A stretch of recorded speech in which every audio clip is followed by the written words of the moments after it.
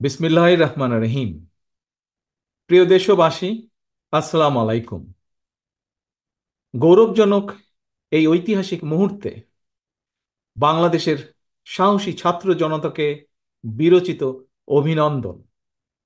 হাজারো শহীদের প্রাণের বিনিময় জনতার ঐতিহাসিক এই বিপ্লবের মধ্যে দিয়ে গণহত্যাকারী খুনি হাসিনার পতন হয়েছে, রাহু মুক্ত হয়েছে আমাদের প্রিয় বাংলাদেশ। জনতার বিপ্লবের প্রথম ধাপ চূড়ান্তভাবে সফল হয়েছে। লাখো শহীদের প্রাণের বিনিময়ে অর্জিত বাংলাদেশ কখনো পরাজয় মানতে পারে না।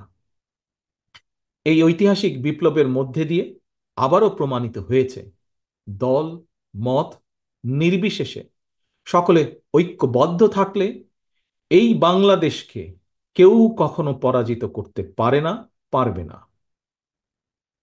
প্রিয় দেশবাসী, বিজয়ের এই ঐতিহাসিক মুহূর্তে আমি আজ সেই সব মায়েদের প্রতি বিনম্র শ্রদ্ধা জানাই, এই গণবিপ্লবে যারা তাদের প্রিয় সন্তানকে হারিয়েছেন। এভাবে গত 15 বছরে ফ্যাসিবাদী শাসনকালে অনেক সন্তান তার প্রিয়তম পিতাকে হারিয়েছেন, অনেক স্ত্রী প্রিয়তম স্বামী হারিয়েছেন। গুম খুন অপহরণ করে অসংখ্য মায়ের বুক খালি করে দেওয়া হয়েছে।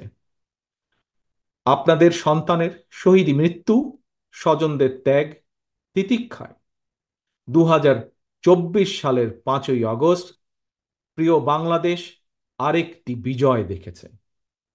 জনতার ঐতিহাসিক বিপ্লব সফল করতে গিয়ে অসংখ্য ছাত্র জনতা আহত হয়েছেন। বাসায়, হাসপাতালে কিংবা ক্লিনিকে চিকিৎসাধীন যন্ত্রণাবিদ্ধ সময়ে সমস্ত ভালোবাসা নিয়ে আপনাদের পাশে আজ সারা বাংলাদেশ। খুনি হাসিনার বিরুদ্ধে আন্দোলন করতে গিয়ে অসংখ্য মানুষ মিথ্যে মামলা ও রাজনৈতিক উদ্দেশ্য প্রণোদিত মামলায় গ্রেফতারের শিকার হয়েছেন, কারাগারে নিক্ষিপ্ত হয়েছেন।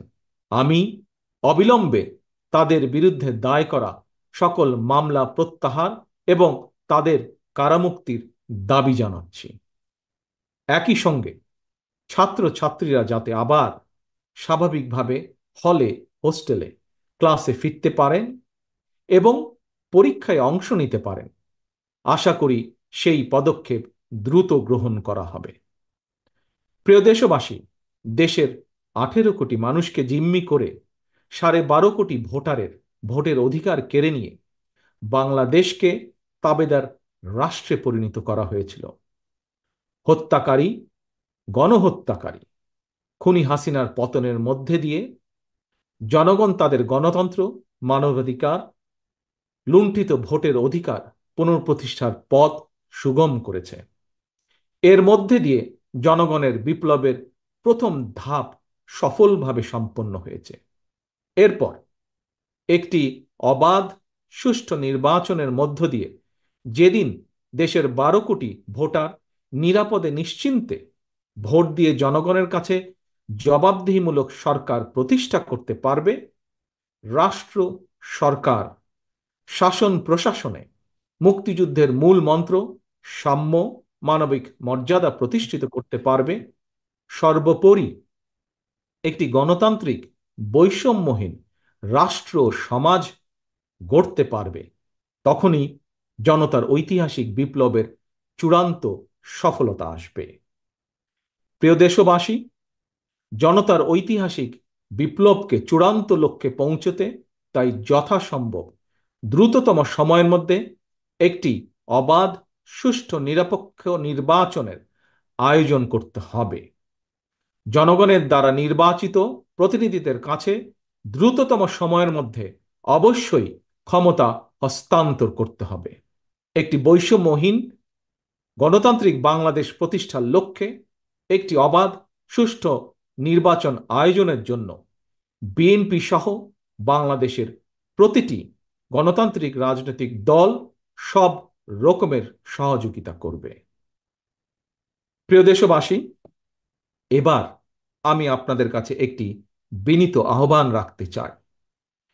বিজয়ীর কাছে পরাজিতরা নিরাপদ থাকলে বিজয়ের আনন্দ মহিমান্বিত হয়।